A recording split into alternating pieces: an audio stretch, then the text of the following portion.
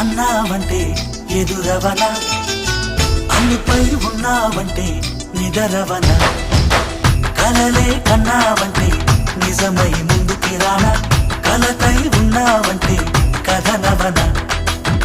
అమ్మలో ఉండే సగం అక్షరం నేనే, నాన్నలో రెండో సగం లక్షణం నేనే. అమ్మ తోడు నాన్న తోడు అన్ని నీకు అన్నే చూడు, చెల్లిపోని బంధం నేనమ్మా, చిటి చెల్లెమ్మా, వెళ్ళిపోని చుట్టం నేనమ్మా.